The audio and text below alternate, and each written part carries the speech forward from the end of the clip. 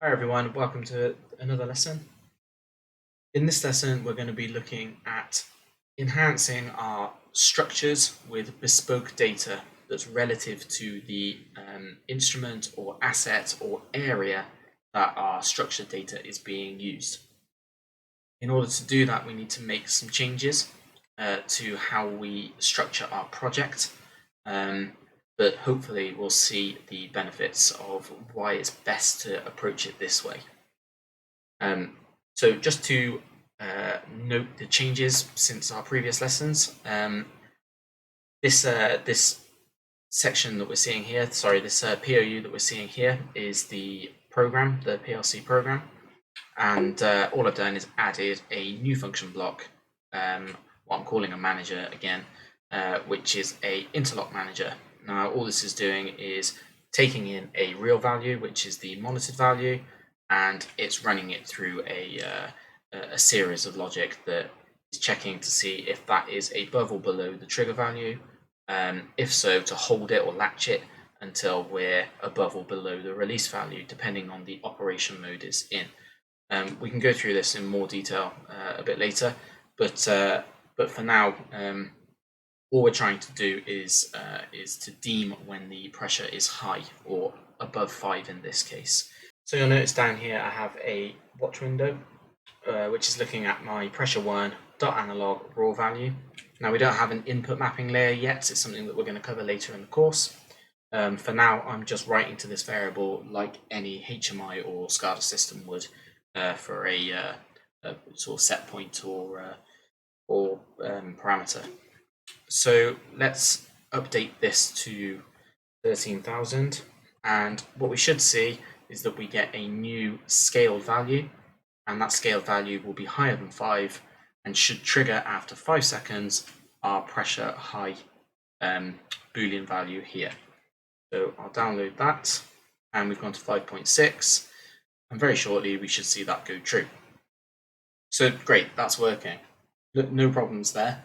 However, what if we want to have another high interlock for pressure 2, but we want a different value to be our trigger?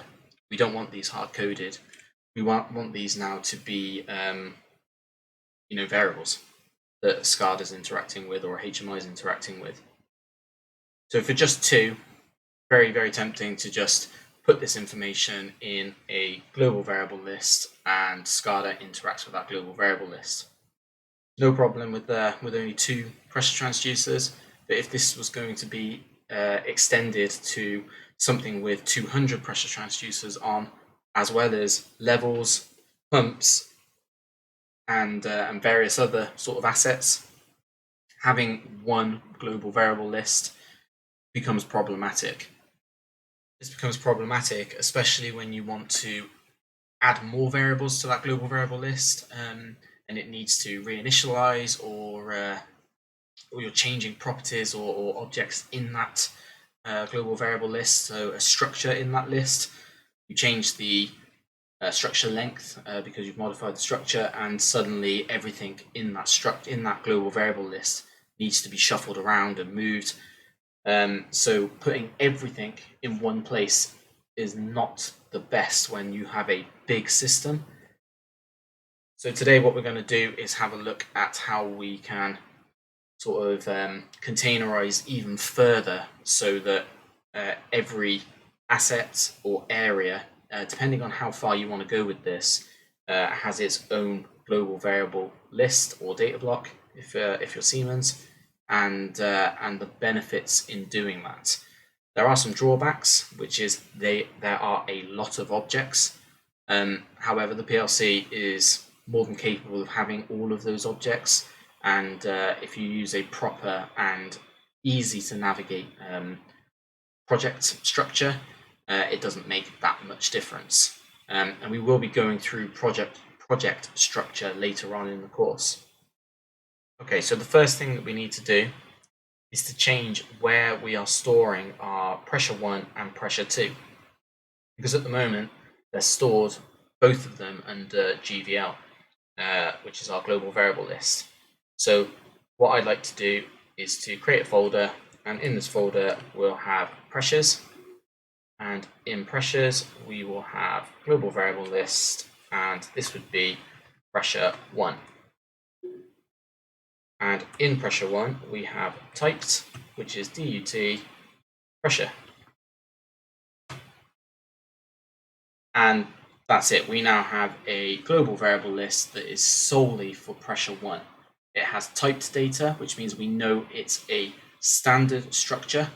The reason we use the word typed is because if we actually come to pressure, it is type. A structure is a type. And I call it typed data because it is of a type. That terminology is used in other applications, non-PLC related, more sort of computer software related as well.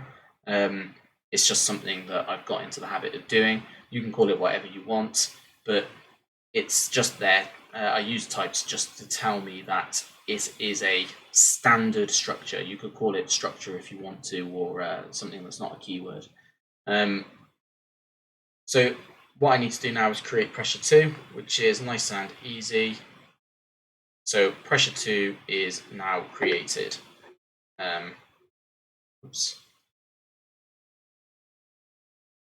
So pressure 2 is now created, and because they are of the same base type, I don't need to go in and change anything. I can just copy pressure 1, call it pressure 2, and that's it. So let's delete GV out and have a look at the issues that are presented. So it can no longer access this stuff. So this is nice and easy to sort out. Pressure 1 dot typed and pressure 2 dot typed, and then this also needs changing because we're no longer accessing GV out. So it's going to be pressure 1 dot typed, dot scaled. So we've got no compiling issues anymore. So I can build this. I shouldn't have any errors, which I don't. So now what we can do is we can add a bespoke area for the trigger value, trigger release, the trigger delay. All this information is going to be coming from a HMI or from a SCADA system. So I need to create an area for that. Now, in Codesys, I can't create structures on the fly. In some PLCs, like TIA Portal for Siemens, you can actually create structures on the fly, which means that I don't have to create a UDT or a dedicated structured type for that structure. But in Codesys case, I can't do that. I have to create a UDT, a DUT in Codesys. So I'm going to go ahead and do that now. So I'm going to create a folder, and I'm going to call it pressures. And in here, I'm going to create a new DUT, and it's going to be pressure 1 bespoke. Now in here, I'm free to add whatever I want. So I need to add if I create a little split screen, oops, be a bit easier to see. Codesys is a little bit buggy sometimes, so I can see what I need to create here. So I'm going to create my high trigger, which is a real, and I'm going to create a low trigger, a high release, which is real, and a trigger delay, which is a time, and a release delay, which is time.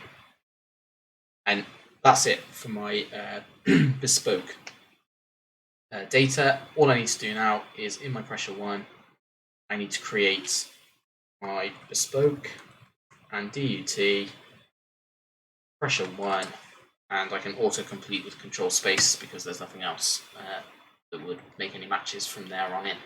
So let's put this back in the middle.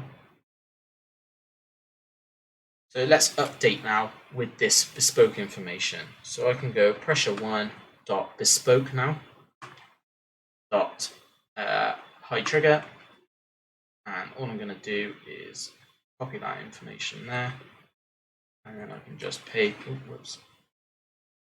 then I can just paste, put a full stop, and choose the rest of my variables.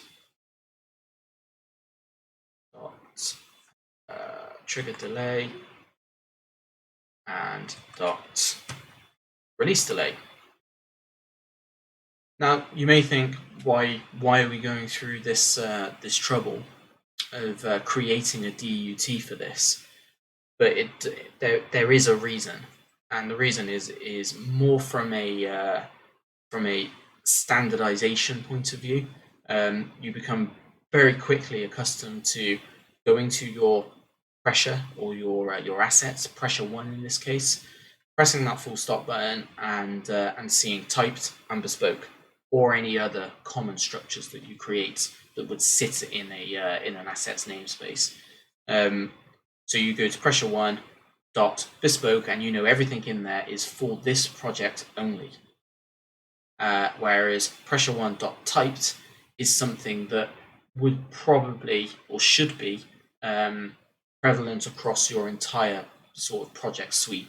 Every project you've done that uses these, the dot typed should be the same, although I appreciate that you might have different versions of that typed throughout the sort of course of history. So it's more from a project management point of view.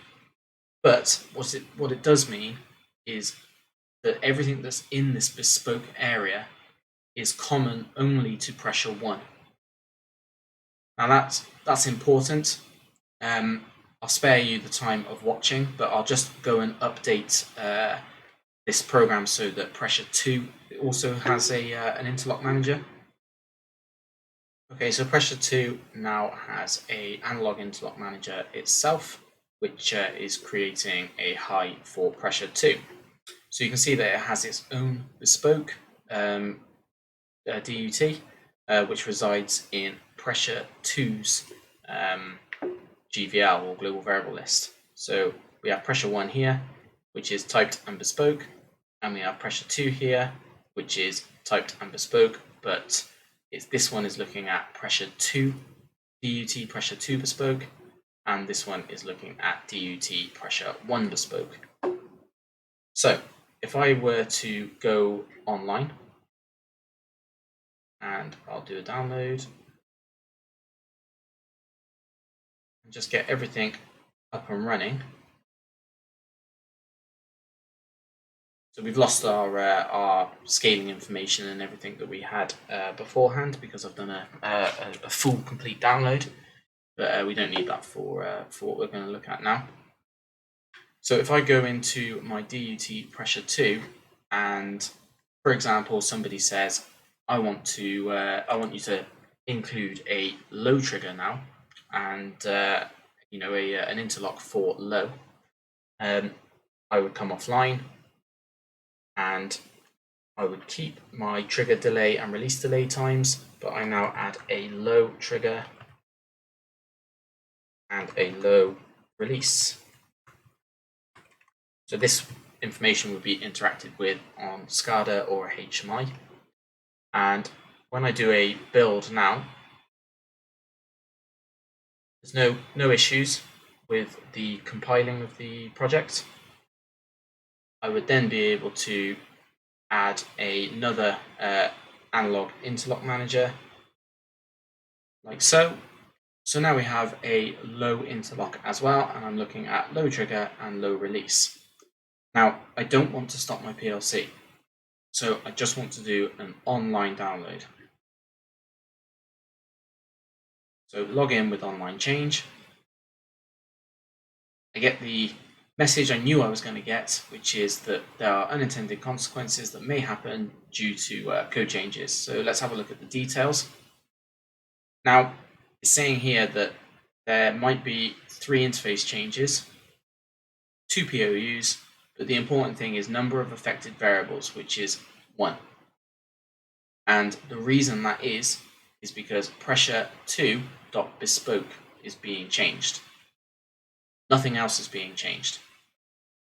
So in cases of reinitialization, especially in Siemens is notorious for reinitializing stuff back to default values. In this case, Codesys will do its best to copy that information, but it may still, in certain cases, reinitialize if it needs to. In this case, what it's doing is copying that information, so reinitialization shouldn't occur and we shouldn't lose any information, but that's not a guarantee. So what's happening now is that only pressure2.bespoke is being reinitialized. Now, if all of this information resided in one big global variable list, it may be that the entire list needs to be reinitialized if copying of information was not possible, which, if the list is massive because you've got a lot of information in there, may be the case. Too much information, the compiler won't have any choice but to reinitialize because it's got nowhere to move that information to. It's moving it to temporary memory in order to make this change. So really what we're getting at here is we're able to change the bespoke information that is relative to pressure instrument 2 without reinitializing pressure instrument 1. Even though they share the same structured data, and for the most part their functionality is the same. We've now gone and extended the functionality for pressure transducer 2 with some more information and another function block that interacts with its data without affecting anything else. Whereas if this information was sort of chucked together in a common global variable list or data block, you might very well run into issues where things want to reinitialize that are nothing to do with the modifications that you're making. That's why I like this approach. It works very well, especially in Siemens. It's a good way of being able to ensure that if you're changing something to do with pressure instrument 2 in this example, you're only going to affect pressure instrument 2. Hopefully that makes sense. I'm going to go ahead and do the download, and we can see we're all up and running with pressure 1 here with its bespoke information, but the same typed data, and pressure 2, if I stick that alongside, we can see that it's exactly the same, but it has these additional things here. Very, very, very useful way of being able to enhance type data without affecting type data. So when somebody says to you, yeah, that standard function that uses that standard data set that we've been using for the last 5 years, we just need to do this one extra thing. I want to send you some parameters and I need you to do this. It becomes a lot easier all of a sudden because your project and structural layout of your project allows you to use this bespoke area to sort of add this information to. Now, the bespoke area do need to be careful that it doesn't get massive, and you have a lot of things that rely on this this information in this area, because you're then falling into the same trap as the type data, which is if you need to enhance this or add something to this or modify it, but you don't want to lose the original data, is something that you need to keep in your mind. You know, once you start feeling at that point where you're like, we modify this a lot, we add to this a lot, and I really don't want to lose this information, it's probably best to create a different area, or do the update offline. With a full download, so you'd have to actually stop your process in order to do that. There's a lot of thinking to do with how you set this stuff up, but personal preference, this is my favorite way and least disruptive way of structuring my projects when structured data is being used. This is definitely one that you should try yourself. Download this example here. It'll be in the resources. and give it a go. See what works for you, what doesn't work for you, and try and understand the concepts behind this by making changes and seeing what gets reinitialized and stuff like that. Make sure you go and have a look at the first few lessons in this course that explain how to use the simulation side of Codesys to give yourself sort of the best chance at understanding this.